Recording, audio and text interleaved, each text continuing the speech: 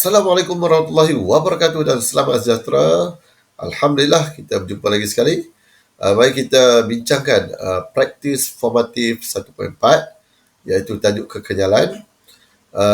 Terus pergi kepada soalan nombor 1. Apakah yang dimaksudkan dengan kekenyalan? Okey. Bila ditanya maksud iaitu definisi ini, kita kena ikut buku teks lah, lebih mudah. Iaitu di sini definisi bagi kekenyalan itu ialah sifat bahan yang membolehkan sesuatu objek kembali kepada bentuk asal ataupun bentuk dan saiz asalnya selepas daya yang bertindak atasnya dialihkan. Okey. Daya yang bertindak dialihkan ini sangat pentinglah. Itu keyword dia yang mana memang kena ada dalam definisi bagi kekenyalan. Iaitu sifat bahan yang membolehkan suatu objek kembali kepada bentuk dan saiz asalnya selepas daya yang bertindak ke atasnya dialihkan. Okey, selesai soalan 1. Mari kita tengok soalan yang seterusnya, soalan nombor 2. Rajah 1.43 menunjukkan graf daya F melawan pemanjangan spring X bagi suatu spring.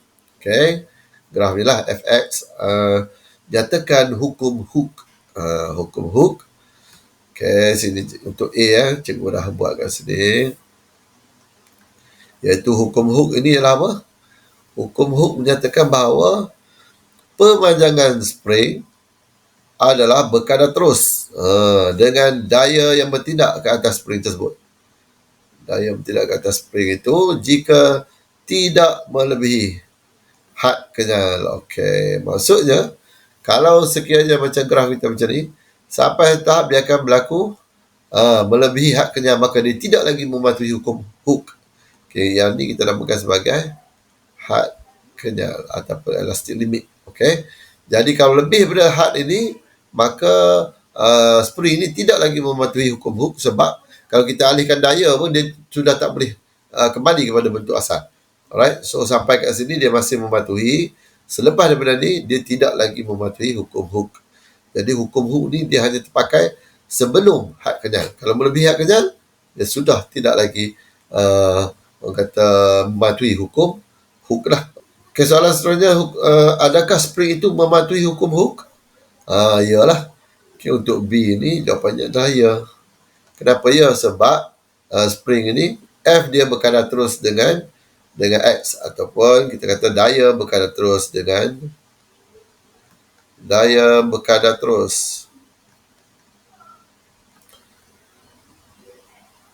dengan pemanjangan. Okey. Pemanjangan spring.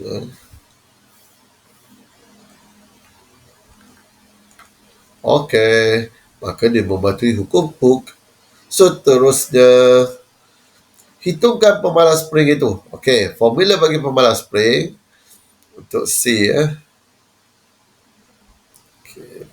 F equal to Kx, maka K sama dengan F berkali dengan X sama dengan, kita ambil satu point yang mana F yang setara dengan X dia, katakanlah kita ambil 15 15 daya dia adalah 15 Newton. Kita perkan dengan 0.06 meter. Maka kita akan dapat nilainya adalah, kalkulator, 15 bahagikan dengan 0.06. Kamu akan dapat 250. Okey, 250. Unit jangan dilupakan, wajib. Okey, unit ni adalah apa? Kalau F ini adalah Newton, bawah ni adalah meter, maka kita akan dapat Newton per meter. Okey, selesai untuk K ni, iaitu pemalas spring. Okey, soalan seterusnya, soalan D. Berapakah tenaga keupayaan kenyal? Okey, tenaga keupayaan kenyal ni elastic potential energy dalam spring itu apabila diregangkan sehingga pemanjangan 0.04. Okey, sampai kat sini lah. Alright, jadi daya dia adalah 10. Okey, F kita dah ada. Kita boleh gunakan dua formula, iaitu EP ni sama dengan setengah Fx ataupun setengah Kx square. Kita buat dua-dua sekali lah. Satu lagi adalah EP sama dengan setengah Kx kuasa 2. Yang mana formula ni sebenarnya diambil daripada luas di bawah graf. Okay, kalau kat sini maksudnya luas di bawah graf ini adalah bersamaan dengan daya ataupun kita panggil tenaga kupayan kenyal.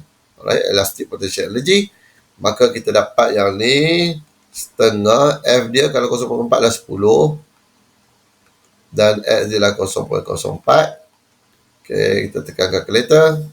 Setengah lah 0.5 lah 0.5 darabkan dengan 10 darabkan dengan 0.04. Okay, kita akan dapat 0.2. Okay, 0.2 unit ni apa? F ini unit dia Newton, X ini unit dia meter, maka unit dia adalah Newton meter atau juga dikenali sebagai Joule. Alright, selesai. 0.2 Newton meter ataupun 0.2 Joule. Alright, sama juga kalau kita guna formula yang ni, setengah KS square. K tadi kita dah ada. K ni dia tetap untuk sepanjang ni sebab K tu kecurunan 250. X dia kita kena ambil yang sepadan yang ni lah, iaitu 0.04 sebab dia sebut hanya pada ketika 0.04. 0.04 kita kuasa 2 kan. Okay, kita tekan calculator. 0.5 setengah tu 0.5 darabkan dengan 250 darabkan dengan 0.04 yang dikuasa 2 kan. Kita tekan kat sini. Maka sama dengan kita akan dapat wajib jawapan yang sama lah, iaitu 0.2 Newton meter atau 0.2 Joule. Okay, kalau tak nak tulis 0.2 Newton meter, terus tulis 0.2 Joule pun diterima, itu yang lebih tepat lah sebenarnya. Okay, selesai untuk soalan D. Mari kita tengok pada soalan yang seterusnya.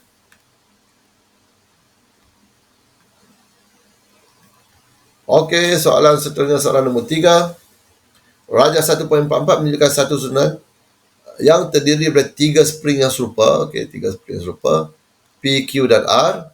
Pemalas spring ialah 4 Newton per sentimeter. Okey, yang ni digunakan per sentimeter. Okey, kalau kita gunakan meter pun boleh, tak ada masalah. Yang ni digunakan dalam sentimeter, nanti pemanjangan dia juga akan dapat dalam sentimeter.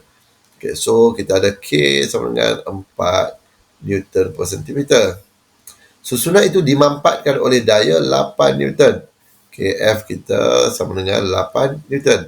Okay, sebelum tu untuk soalan calculation, lupa juga nak cakap iaitu kita boleh gunakan satu kaedah, iaitu saya tak rela gagal ujian.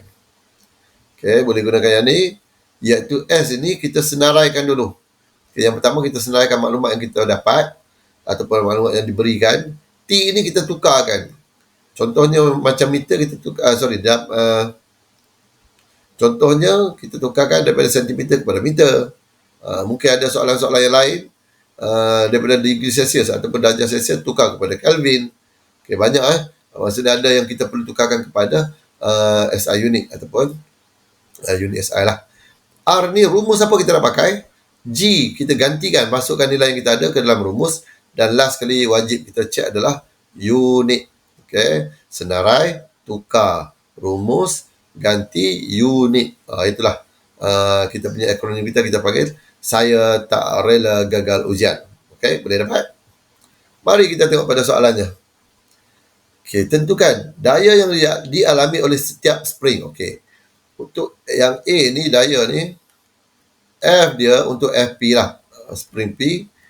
Kalau sekiranya dah spring tunggal, maka daya yang dikenakan adalah direct lah, daya yang datang itu, iaitu 8 Newton. Maka spring P daya dia adalah 8 Newton. Okay, direct terus. Untuk yang spring Q pula dan R ini, dia adalah dua spring. Bila dua spring kita kena bahagi 2.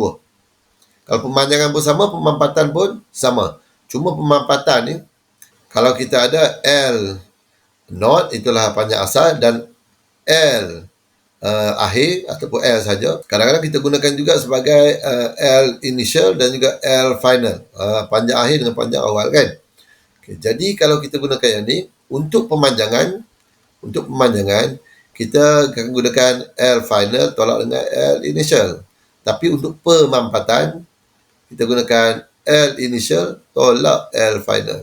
Maksudnya yang awal tolak akhir. Sebab yang awal lebih panjang. Kita nak dapatkan nilai positif je, senang. Alright. Maksudnya kalau pemanjangan akhir tolak awal, sebab akhir tu lebih panjang daripada awal. Tapi kalau pemampatan kita ambil yang awal tolak akhir, sebab awal lebih panjang daripada yang akhir, sebab dia dimampatkan. Okey, mari kita tengok soalan ni. Kalau FQ dengan R ni, dia sama dengan FQ ni sama dengan FR, daya yang dikenakan, iaitu nilai 8 ini kita kena bahagikan dengan bilangan spring. Iaitu 8 Newton, kita bahagikan dengan bilangan dia adalah 2 spring. Maka setiap spring ni hanya akan menerima daya sebanyak 4 Newton. Okey, selesai untuk ketiga-tiga. Daya pada P adalah 8 Newton. Daya kepada FQ ataupun daya pada Q dan R ini ialah 4 Newton setiap satu. Okey, siap untuk A. Soalan B, pemampatan setiap spring. Okey, yang B ni pemampatan, iaitu dia punya kalau pemanjangan kita panggil essential pemanjangan lah. Yang ni dia dimampatkan berapa nilai X dia tu. So kita ambil kita gunakan formula kita sebab kita ada F equal to KX. Kita nak cari X ini. Maka X kita sama dengan F over K. Kita akan dapat, tengok untuk yang setiap spring, kita pergi dulu kepada spring P. XP, kita akan dapat F dia adalah 8, K dia adalah 4. Maka kita akan dapat 2 cm. Okay, ini pemanjangan bagi XP. Okay, seterusnya, okey, dengan menggunakan formula yang sama untuk XQ dan juga XR. XQ sama dengan F over K. Maka kita ada F dia 4 Newton. Bahagikan dengan 4. Kita akan dapat 1 cm. Maka XR juga sama dengan yang ni lah. Iaitu K sama dengan 4 bahagi dengan 4. Kita akan dapat 1 cm. Macam mana dapat 1 cm ni? Kalau kita tengok dari segi unit okay, kena terangkan jugalah. Sini Newton. Sini ialah Newton per centimeter. Maka Newton dengan Newton dia akan potong. Sentimeter kuasa negatif 1 naik ke atas, dia akan jadi sentimeter. Okey, selesai. So kita dah ada pemampatan setiap spring itu. Untuk P dia akan memampat sebanyak 2 cm. Yang untuk Q dengan R ni pemampatan dia, compression dia hanyalah 1 cm sahaja. Okey, selesai soalan B. Pergi pada soalan C. Pemampatan sistem spring itu. Okey, untuk yang C ni, sistem spring maksudnya daripada atas sampai bawah, berapa banyak dia termampat. Senanglah kan. So, cikgu tulis kat sini. Untuk C ni, iaitu untuk P, kita pemampatan dia ialah X sama dengan XP campurkan dengan XQR. Tak boleh dapat Q campur R. Sebab apa? Dia sama ni. Dia akan memampat ke bawah. Maka XP kita ialah 2 cm. Campurkan dengan 1 cm. Jadi total pemampatan kita lah 3 cm. Selesai. Okey. Kalau dia tanya berapa panjang akhir setiap semua sistem ini, yang tu dia kena bagi berapa ni L0 ataupun apa nama L initial ni. Kalau dia bagi, baru kita boleh kira berapa panjang akhir sistem itu. Okey, soalan seterusnya. Soalan nombor 4. Rajah 1.45 menunjukkan graf F melawan X. Okey, F melawan X. Bagi seutas spring. Luas kawasan luas berlorek dalam rajah itu mempunyai nilai 0.4 Joule. Okay, kita dah tahu dah ni. Yang luas berlorek ini ataupun luas di bawah graf, kita panggil, dia bersamaan dengan nilai EP. Elastic Potential Energy ataupun tenaga keupayaan kenyal. Berdasarkan formula setengah Fx. Alright, iaitu luas ni. Luas daripada luas segitiga. Ni segitiga ni kan. Kalau sini adalah F, sini adalah X, maka kita tahulah luas segitiga setengah kali tinggi dengan kali lebar dia. Alright, itu yang kita dapat F dengan X. Dia tanya, soalan A. Berapakah daya yang menghasilkan pemanjangan 5 cm pada spring itu? Dia nak cari F ini. Okay, jadi kita ada formula EP sama dengan setengah Fx. EP kita dah ada nilai iaitu 0.4 setengah Fx kita adalah 5 cm. 5 cm ni yang ni kita kena tukarkan. Okey, kita tukarkan. X ni sama dengan 5 cm sama dengan 5 kali 10 kuasa negatif 2 meter. Atau boleh tukar kepada 0.05 meter pun boleh. Alright, tak kisahlah sama ada kamu nak pakai yang atas ni ataupun yang bawah. Okay, cikgu guna yang atas lah 5 kali 10 kuasa negatif 2 meter. Sebab joule itu 0.4 joule, dia menggunakan Newton meter, maka wajib tukar X ini kepada meter. Okey, untuk cari F ni, F sama dengan 2 ni darab dengan ni kita tulis 2 darabkan dengan 0.4. Kita bahagikan dengan 5 kali 10 kuasa negatif 2. Okey, kamu tekan kalkulator. 0.4 darabkan dengan 2. Okey, bahagikan dengan 5 eksponen negatif 2 sama dengan, okey, kita akan dapat 16 Newton. Unit bagi daya adalah Newton. Okey, selesai untuk A. Okey, pergi pada soalan B. Hitung pemalas spring tersebut. Dia nak K pula. Okay, kalau kita dah ada F, kita ada X, maka kita boleh dah dapatkan K. F equal to KX. Kalau cikgu akan pusing formula dulu kalau kamu mungkin buat macam ni pun boleh lah. Yang macam yang soalan A tadi tu, masukkan nilai dulu pun boleh, tak ada masalah. Tapi kalau cikgu lebih suka jadikan perkara pokok benda yang kita nak cari itu, lepas tu baru masukkan nilai. Okay, K sama dengan F per X. F kita dah ada tadi 16 dan X kita adalah 5 ni, mesti guna yang kita dah tukar pada meter iaitu 0.05 ataupun 5 kali 10 kuasa negatif 2 lah. Okey, tekan kalkulator.